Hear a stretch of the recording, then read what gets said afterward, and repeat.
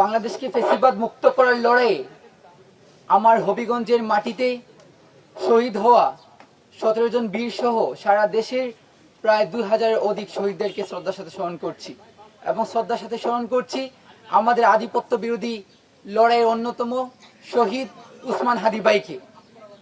আমি কৃতজ্ঞতা প্রকাশ করছি সারা দেশে আমাদের জুলাইকে যারা ওন করেন, যারা আমাদের এই কঠিন ক্লান্তি লগ্নে আমাদের পাশে দাঁড়িয়েছিলেন, এবং স্পেশালি আমি কৃতজ্ঞতা জানাচ্ছি আমাদের জুলাই গণঅভ্যুত্থানের সেই ঐতিহাসিক প্ল্যাটফর্ম বাংলাদেশের কৃষক থেকে শ্রমিক, বুদ্ধিজীবী, ছাত্র জনতা, সকল শ্রেণী পেশার মানুষকে যে ব্যানারটি এক কাতারে আনতে সক্ষম হয়েছিল, আমার প্রাণের স্পন্দন বৈষম্য বিরোধী ছাত্র আন্দোলনকে, এবং ডাকসু সহ যারা আমার পাশে রাজপথে দাঁড়িয়ে আমাকে সাহস যোগান দিয়েছিলেন।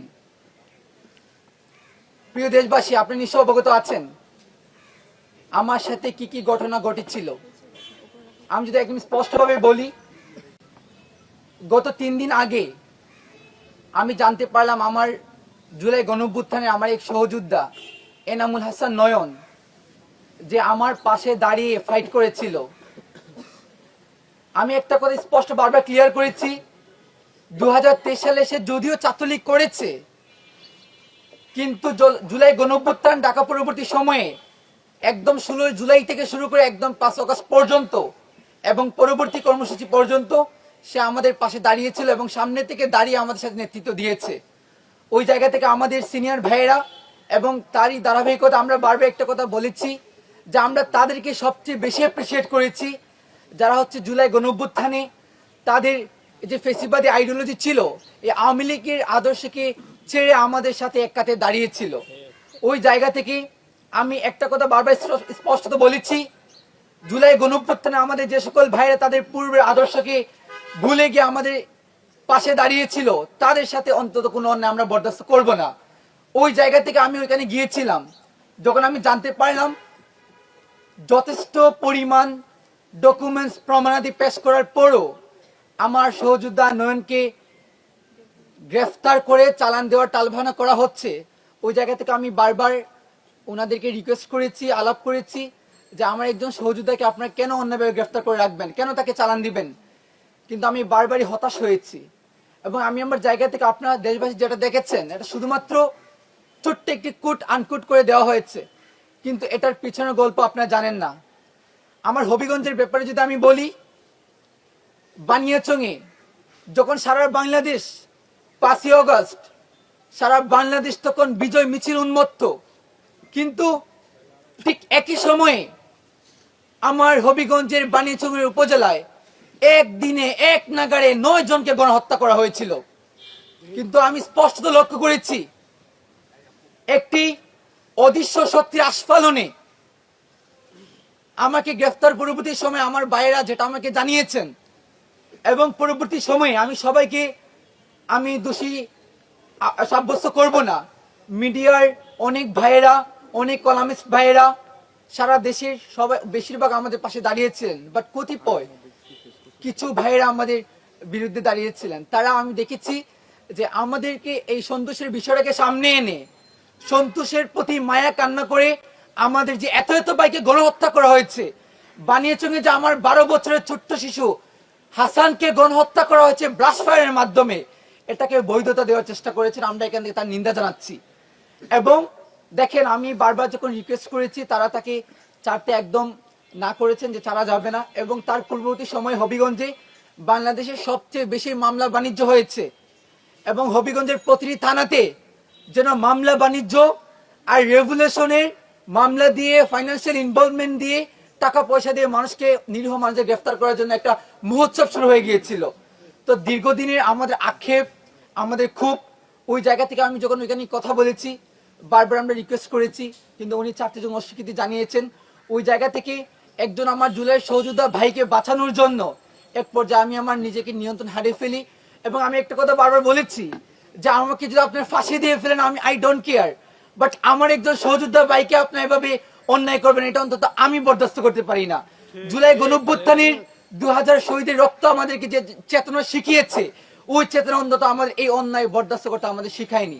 এবং আমি যে কথাটি বলতে চেয়েছিলাম যে আমাদের সারা দেশে যখন বিধ্বস্ত অবস্থা 5ই আগস্টে সারা দেশ তখন আমাদের জুলাই যে সকল সৈনিকদেরকে হত্যা করা হয়েছে, শহীদ করা হয়েছে, ওই জায়গা থেকে সারা দেশের মানুষ 17 বছরের নিপীড়ন নিষ্পেষণের প্রতিবাদে খুবই দীর্ঘদিনের ক্ষোভকে সঞ্চারিত করে তারা প্রতিটি থানাতে প্রতিটি জেলাতে তার স্ফুলিঙ্গ আমরা দেখেছি বিস্ফোরিত হয়েছিল।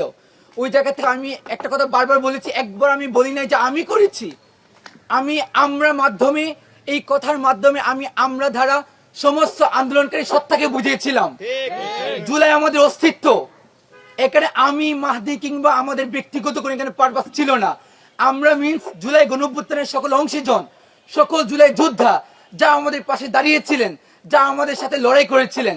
এবং আমি স্পষ্ট বলেছি, আমি বলতে চেয়েছিলাম যে যখন বিক্ষুব্ধ জনতা থানায় আত্মপ্রতিরোধ গড়ে তুলেছিলেন, অন্যদিকে সারা দেশে আমাদের কেন্দ্রীয় নির্দেশনা অনুযায়ী আমরা সারা দেশের বিভিন্ন থানা এবং হবিগঞ্জে আমরা অন্যান্য থানাগুলোকে আমরা পাহারা দিয়েছি, অক্ষত করেছি। ওই জায়গা থেকে অন্তত এই ব্লেম গুলো আমাদের পক্ষে নেওয়া এগুলা কখনোই শোচনীয় নয়। পরবর্তী সময়ে বৈষম্য ছাত্র আন্দোলন সহ সারা দেশের সহযোদ্ধা ভাইরা আমার পাশে দাঁড়ানোর পর আপনারা দেখতে পেয়েছেন, বাকি ইতিহাস আপনারা জানেন। এবং আমি মনে করি কি কারণে মূলত আমাকে এবং আপনারা দেখতে পেয়েছেন আমার পাশে আমার বোন সুরভি বসে আছে। ওকে কিভাবে আপনারা দেখেছেন যে 17 বছরের মেয়েকে 21 বছর বানিয়ে কিভাবে কত নিকৃষ্টতম অন্যায় করা হয়েছে। আমরা স্পষ্ট বলতে চাই সুরভিকে মুক্ত করা হয়েছে, কিন্তু তার পিছনে যারা এই 17 বছরকে 21 বছর বানিয়েছিল, যারা 50,000কে 50 কোটি বানিয়েছিল, এই কুশলবিদকে বাংলাদেশের জাতির কাছে উন্মোচন করতে হবে। এবং আমরা স্পষ্ট বলতে চাই দ্রুত সময়ের মধ্যে যে ঘাটতির কারণে মূলত এই আস্ফালন দেখানো হয়েছে, এতদিন হয়েছে আমাদের অধ্যাদেশ জারি করা হচ্ছে না। আমাদের বৈষম্য ছাত্র আন্দোলনের 3 দফার অন্যতম দাবি দ্রুত সময়ের মধ্যে জুলাই গণঅভ্যুত্থানের সেই জুলাই থেকে একদম 8 আগস্ট পর্যন্ত জুলাই অভ্যুত্থানের সকল কর্মকাণ্ডকে দ্রুত সময়ের মধ্যে দায়মুক্ত ঘোষণা করতে হবে। নয়তো এই গণঅভ্যুত্থানের মাধ্যমে যে গভর্নমেন্ট ফর্ম করা হয়েছে তাদেরকে তাদের শোচনীয় পড়ার জন্য প্রস্তুতি নিতে হবে। এবং আমি আমার বক্তব্যের মাধ্যমে আমাদের আধিপত্য বিরোধী লড়াই আমাদের শহীদ উসমান হাদি ভাইয়ের বিচার কামনা করছি। এবং আমরা দেখেছি এই লড়াই শেষ হওয়ার পর কিভাবে গোয়েন্দা সংস্থা আমাদের পিছনে কল কাঠুরিনের আস্ফালন দেখাচ্ছে। আমি একটা কথা স্পষ্ট বলতে চাই, এত দিন হয়ে গেল, 25 দিন হয়ে গেছে, উসমান হাদি ভাইয়ের হত্যার বিচার হয় না। এই দেশ লাশ হজম করতে শিখে গেছে। 71 থেকে 24 আমরা শুধু রক্ত দিয়ে গেছি, কিন্তু রক্তের বদলে আমরা কি পেয়েছি? আমরা শুধু বারবার উসমান হাদিদেরকে হারিয়ে যাচ্ছি। 25 দিনও কি এই গভর্নমেন্ট এতটা আইনের প্রতি এতটা তার দুর্বলতা তার প্রকাশ করছে যে 25 দিন পরে আমাদের উসমান হাদির হত্যাকারীদের গ্রেফতার করা যাচ্ছে না? নিন্দা জানাচ্ছি আজকে এখান থেকে। এবং আমি একটা কথা স্পষ্ট বলতে চাই, মনে করলাম খানিকক্ষণের জন্য ধরে নিলাম যে গ্রেফতারকারী একদম ফয়সাল একদম হাওয়া হয়ে গেছে, তাকে গ্রেফতার করা যাচ্ছে না। কিন্তু এত ইন্টেলিজেন্স, এত গোয়েন্দা সংস্থানে আপনারা বড়াই করেন, এত দিন হয়ে গেল, এখনো কি এর পিছনে কারা আস্ফালন দেখাচ্ছে? কোন অদৃশ্য শক্তি কাজ করছে? কোন বিন দেশি শক্তির কোন ধরনের ইনভলভমেন্ট আছে কিনা?